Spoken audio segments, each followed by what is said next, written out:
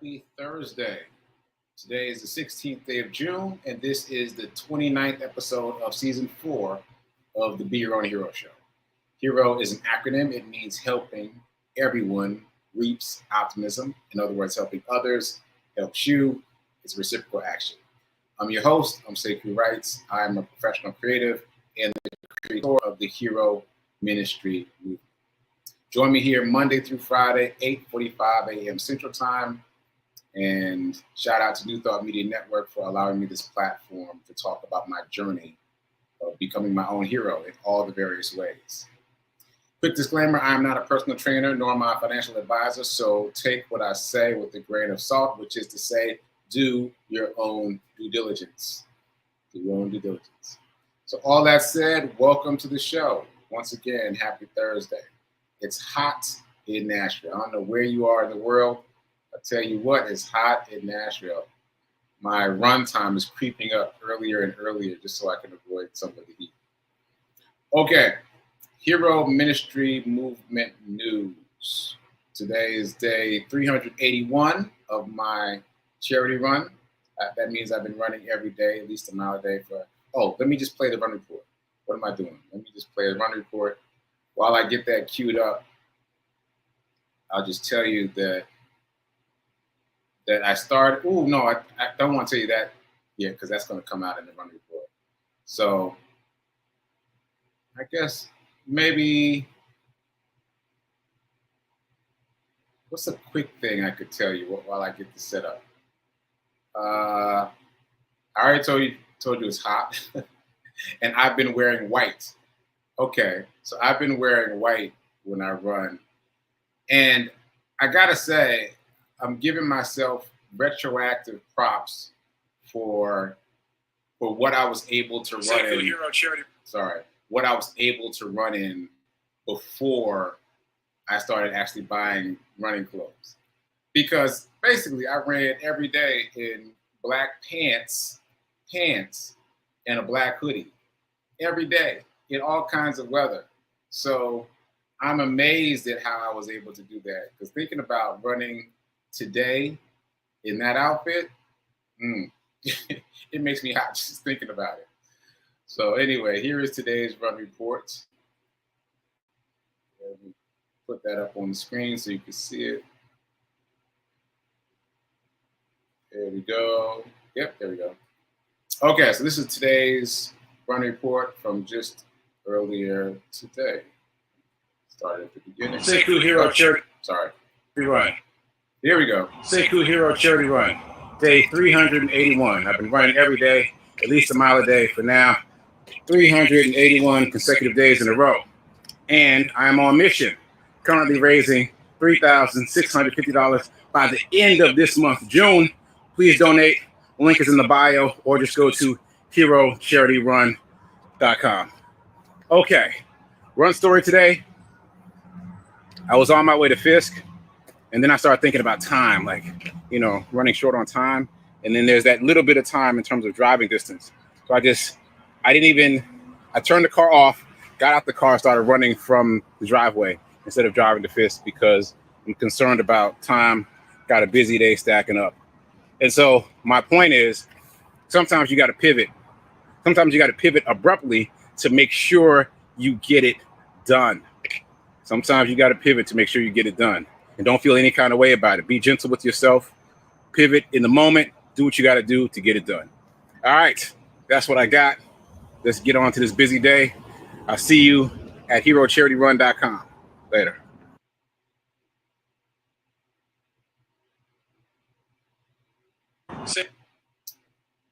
Okay, so that's today's run report. Hot off the press. Hot off the press. And yeah, you got to make pivots all the time to make sure that you get it done. Someone that I work with from the team in Idaho has been inspired by me to start walking every day. So she's been walking every day since the end of the trip in Idaho, and she's on day 12 now. Today will be day 13. And she's, we've been going back and forth in terms of advice and whatnot. I've been giving her tips and tricks. And I thought it was so interesting. She was traveling yesterday, and And what she did is what I've done so many times. She walked around the parking lot to get her mileage in. And I've done that so many times. And that's not even something I suggested to her. But the point is, when you keep yourself on mission, you will find that you have to pivot.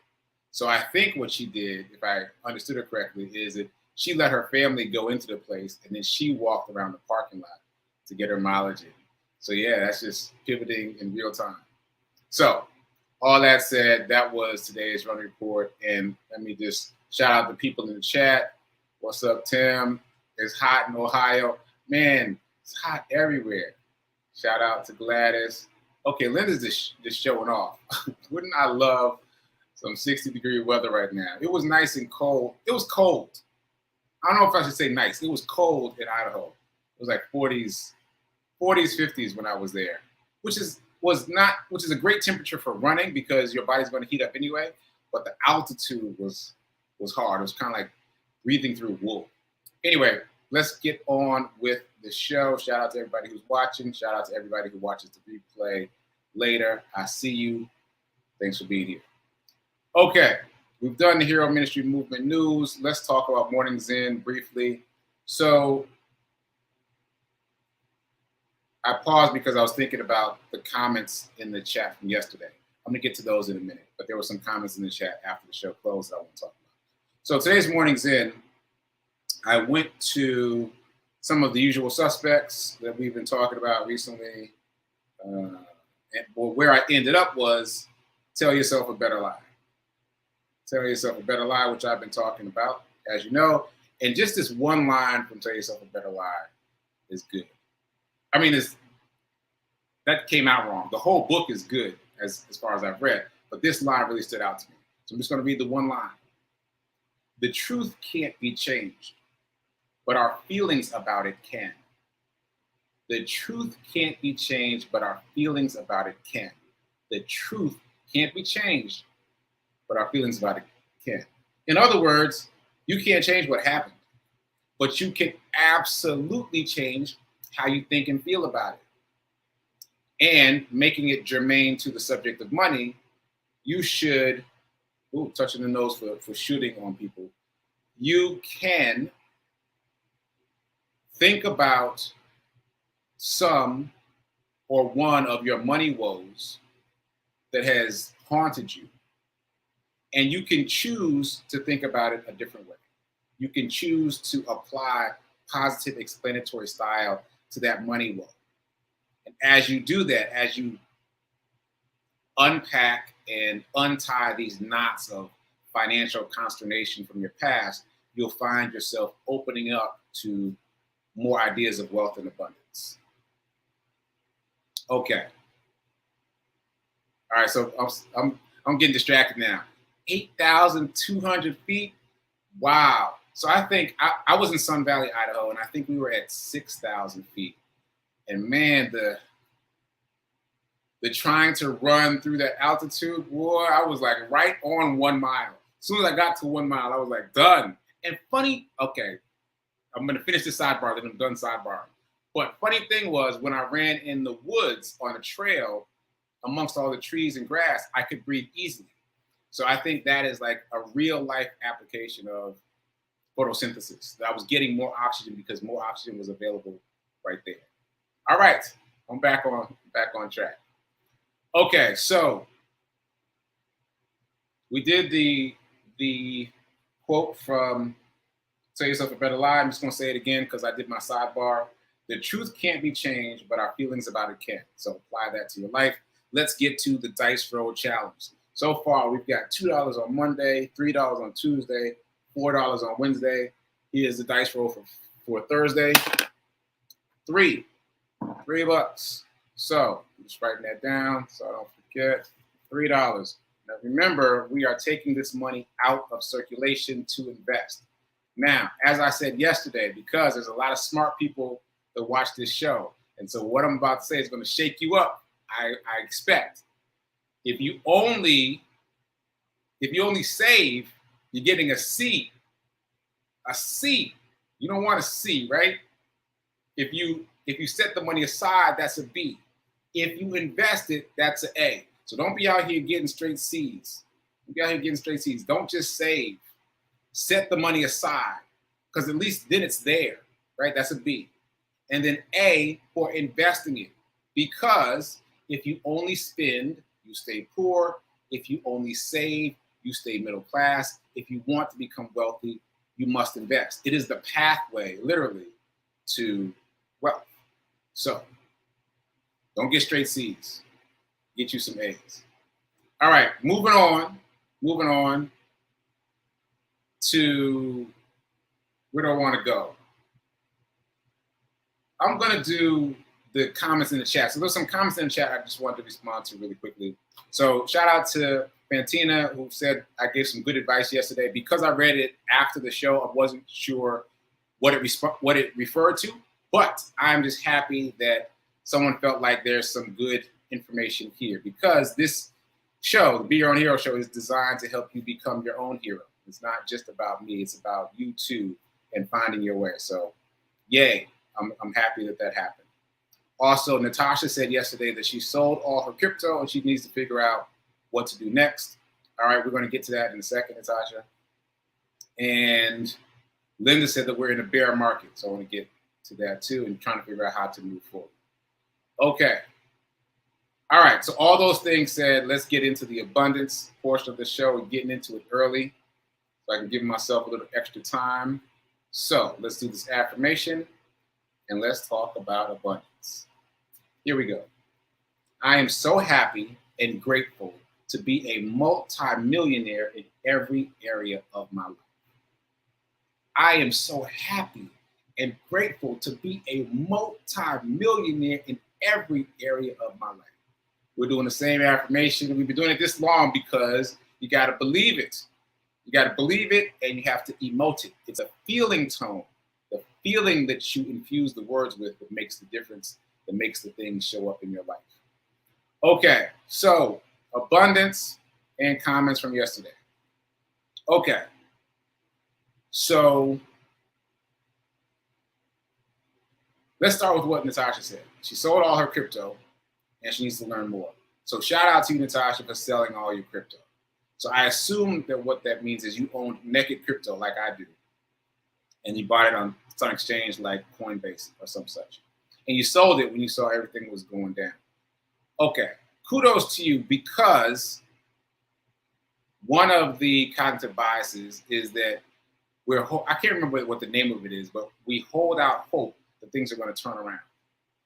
And one of the things I've read many times over in this space is if you see something isn't working out, get out of it.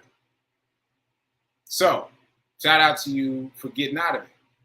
And in terms of learning more, I'm going to push back against that just because what we smart people do is try to figure everything out. Try to figure everything out before we make a move. And we have learned through this show that's not the best way to generate wealth, at least in the stock market. The best way to generate wealth in the stock market is to figure out what's already been done. Now, they always give the disclaimer, past performance is not an indicator of future results, right? So everyone has to give that disclaimer. But wouldn't you rather bet on something that you know has worked before rather than trusting yourself to figure it out? I hope the answer is yes. I don't know, but I hope the answer is yes. Because think about it like this. The people who have been in the industry for decades. So people like Warren Buffett and Cathie Wood and their contemporaries have been in the industry. This is their work. This is what they do. This is what they've been doing for all this time. So imagine how steep the learning curve for you, for us, for me is as compared to them. Like they've already been doing the work. So the likelihood that you're going to figure out something that Warren Buffett missed or Cathie Wood missed is slim to none, right? It's a safer bet to ride their coattails because the system is set up for you to ride coattails. And I know that probably feels like cheating to some of the smart people in the room, but it's not. That's how the system is set up. Warren Buffett's company is publicly traded. You can just buy Warren Buffett's wisdom. You can just buy in on it. Now, those shares are significant, but you can buy fractional shares of this company. The company is called Berkshire Hathaway. You can buy fractional shares on Cash App, on Robinhood, and other platforms that offer fractional shares. But the point is, you can buy in on his wisdom. Kathy Wood, you can buy in on her wisdom, right? Her ETFs are around $40 per share. Like, that's very affordable, especially for her level of knowledge and wisdom. Like, don't try to figure it out. Don't try to learn more and figure it out. What you need to learn is ride other people's coattails. That's the lesson. That's the lesson that I've learned over and over again in this space. Figure out what has worked before and do that. Figure out who knows more than you and do what they're doing. Okay, so that said, I want to talk specifically about what Linda said about the bear market. So I did some research between yesterday and today and figured out a couple things. So first of all, I'm going to do a pop quiz. Pop quiz. So put a Y for yes in the chat if you believe that a bear market is a recession.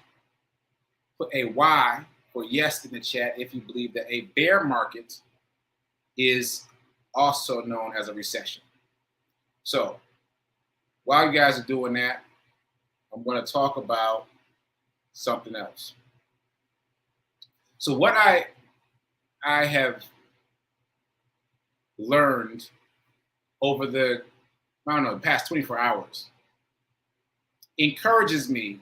What I've learned about recessions over the past 24 hours encourages me because it just reminds me of how much information is available out there. There's so much information available out there.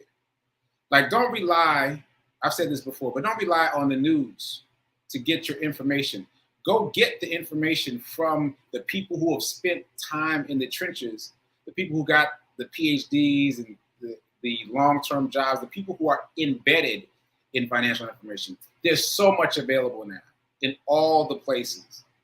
Google, YouTube, podcasts, everywhere. You can find much meatier information from people who are really invested and engaged rather than getting it from the 6 o'clock news, and you're not going to get the same quality of information.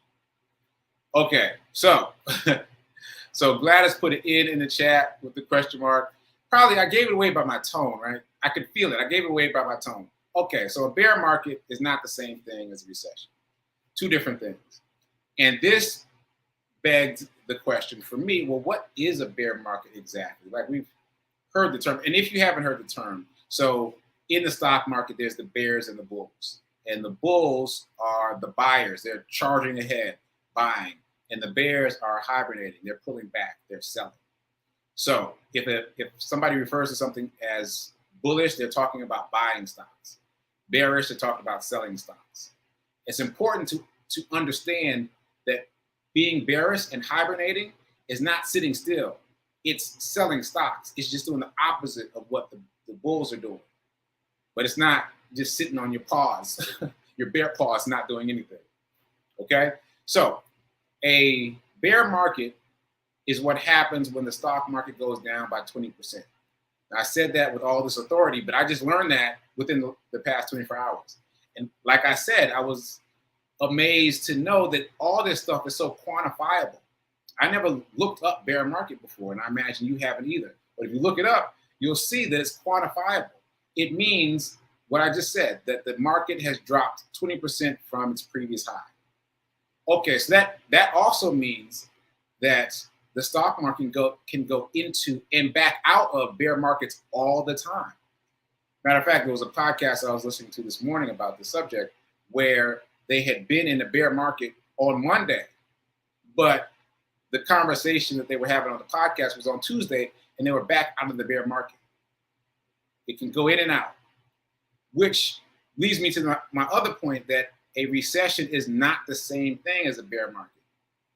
How it was described in the materials I researched over the past 24 hours is that if it is a deep bear market meaning it drops down from 20% down to like 50, 60% down, and it stays for a protracted period of time, then it becomes a recession. Usually, not always, but usually. So, two separate things. The bear market is the dip in the stock market. The recession is usually indicated by a deep and long-term bear market. Okay, all that stuff that I just said is fascinating to me. I hope it's fascinating to you because it just, again, just reminds me that all this stuff is learnable. You can go research bear market today. You can Google it as soon as the show is over and look at what a bear market is. But in the meantime, what is the main thing that people say about the stock market? What's the number one rule? The number one rule of the stock market that we all know, even those of us who never even thought about getting in the stock market. Number one rule is buy low, sell high, right? That's what we've all heard, buy low, sell high. So what is a better time to buy low than in a bear market? By definition, a bear market means the stock market is down 20%. So the prices are lower. So you can buy low in order to sell high. What happens though is when there is a bear market, everyone starts selling, the people start panicking, the industries start panicking. So there's this kind of herd mentality around panic. And then everyone sells and nobody buys because nobody's thinking about the long term. Nobody's thinking about later. Later meaning the market will recover as it always has. There's been all these recessions, right? The Great Depression and so many recessions, but the market always comes back, right? So there will be another recession. Whether one is starting right now or not, there will be one soon, soonish. Who knows when, but one is coming. So the idea is to start thinking about these things differently. Start thinking about recessions and bear markets as the opportunity to buy low.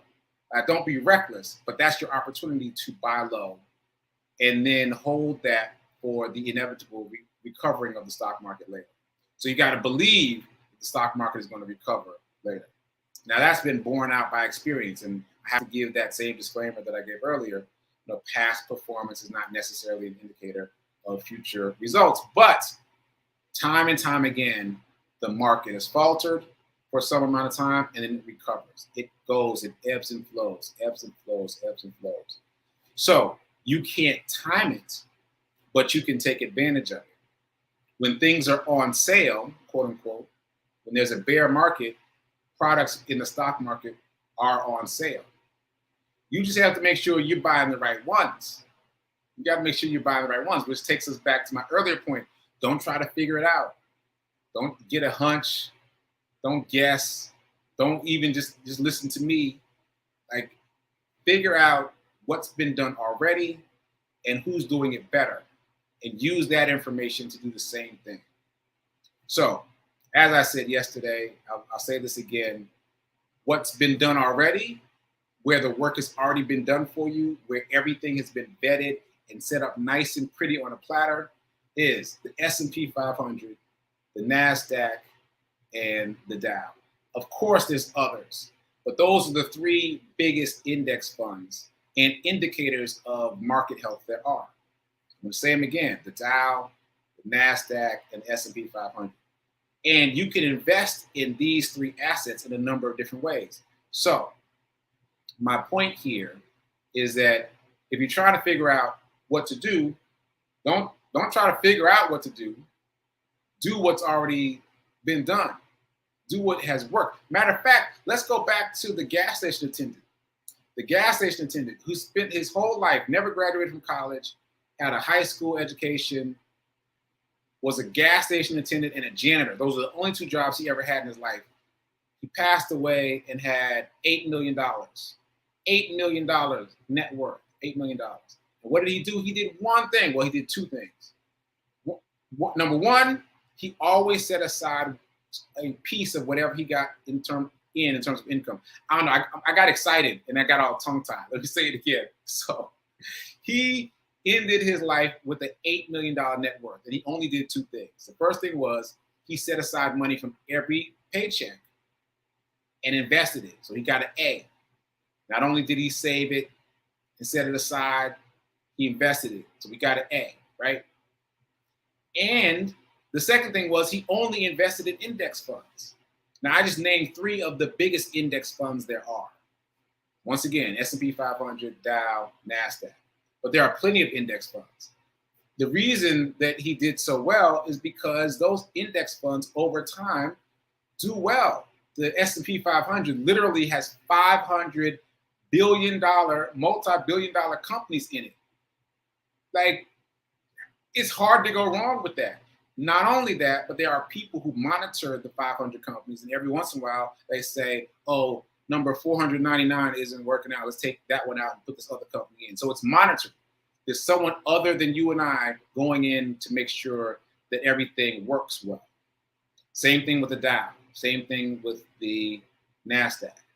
Now, as you know, if you've been watching the show, I'm fascinated with the Dow because my introduction to this space of finance was the S&P 500. And I just told you it's 500 companies. So to my mind, the Dow, which we hear all the time on the news must have had like 1,000 different companies in it. That's the way I was thinking about it.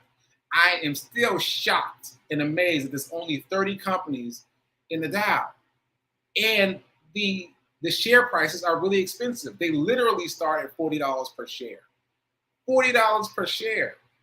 The stocks in the S&P 500 are much more expensive than that. Same with the NASDAQ. So if you're trying to figure out what to do, so back to Natasha's example, you closed out all your cryptocurrency, you've got the money, you don't want to put it in your checking account, you want to reinvest it, you can consider putting it in places where time after time, year after year, the money has done well. So those places are the Dow, the NASDAQ, and the S&P 500. Even when they stumble, if you go and look at the chart and you pull it out to the maximum length of time, even when they've stumbled, they've only stumbled for a little bit. Like the S&P 500 stumbled at the beginning of the pandemic, and that was a bear market. The market went down by 30% at the beginning of the pandemic.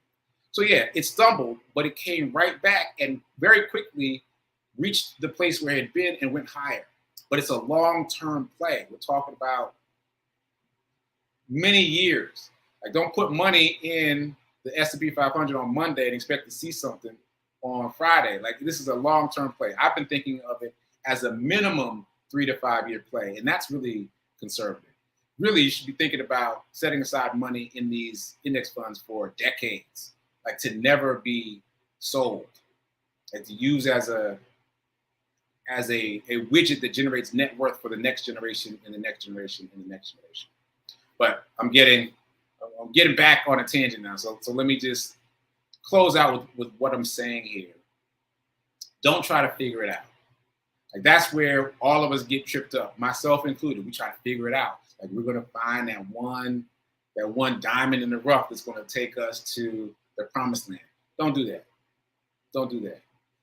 And especially in the space of cryptocurrency, like, don't do that. Just think about cryptocurrency as a possibility, but it's still speculative. So put the lion's share of your investment money into things that are sure things. And there is no sure thing, I get it. But in the stock market, the things that have done well are buying index funds and holding them long term. Right? So I'm talking to myself because I still have not closed out my naked cryptocurrency. So I got to figure out, what and when I'm going to do. But I intend to follow my own advice, cash it out, and put it into a space that is much less speculative. Okay, so it's time for prayer time right now, and then after that, it's time for Sit with Rev. Melissa. So keep doing, be a hero, be your own financial hero. And remember that now is better than perfect in terms of everything, really, but especially in terms of investing. So go invest today. Get yourself an A, not a C or a B. And I'll see you tomorrow.